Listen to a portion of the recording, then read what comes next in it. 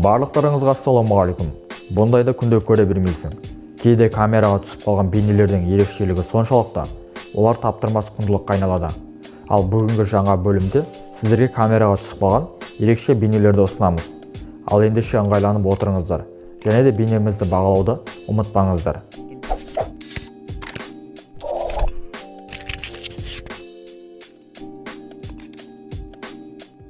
Сіздердің араңызда кейде мүлдем жолы болмайтын достарыңыз бар шығар. Сол секілді, Америкада бір қызықты жағдай орын алды. Барлығы жігіттің магазинді тонамақшы болғанынан басталды. Төбеден түспекші болған жігіттің жоспары жақсы болмаған секілді, төменге құлап түседі. Одан магазиннің сигнализациясы іске қосылады. Бұдан жігіт ертерек қашу керегін түсініп, жіппен қайта шықпақшы болады. Жіппен шыға алмаған жігіт қабырғамен шығуды жөн санайды. Алайда ол ісі де іске аспай қалды. Сасқалақтап жүріп амалын тапты. Жалпақ дасканың көмегімен жоғарыға шығады. Қарап тұрсаң, сәтті қашып кеткен ұқсап көрінгенімен қайтадан құлап түседі. Ақыр соңында бұл жігітті тәртіп сақшылары қолға түсіреді. Американың оңтүстік Каролина штатында қызықты жағдай орын алды. Сенбейтін шығарсыздар, бірақ сол жердің бір отбасына аллигатор қонаққа келді деуге болады. Үйге кірмекші болған аллигаторды көршілері көріп қалып, үйдің иесіне звондайды. Бұл бейненің ерекшелігі, бұл аумақтарда аллигатор өмір сүрмейді.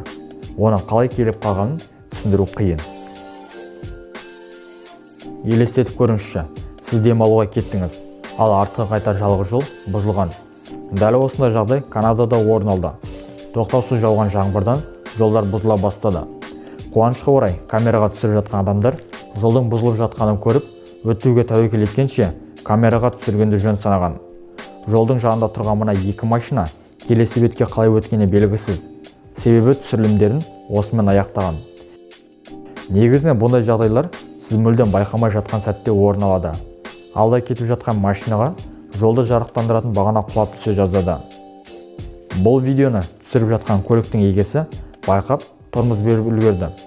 Сондықтан жолда жүргенде байқағандарыңыз жөн. Флорида штатында мына үйлер тегіс емес жерге салынған болатын.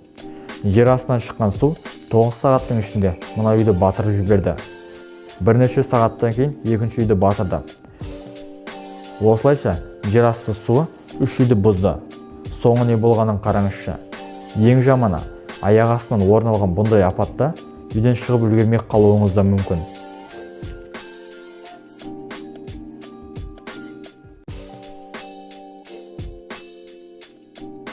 жылы Бостон қаласында ерекше әрі қорқынышты жағдайда камераға түсіріп алды.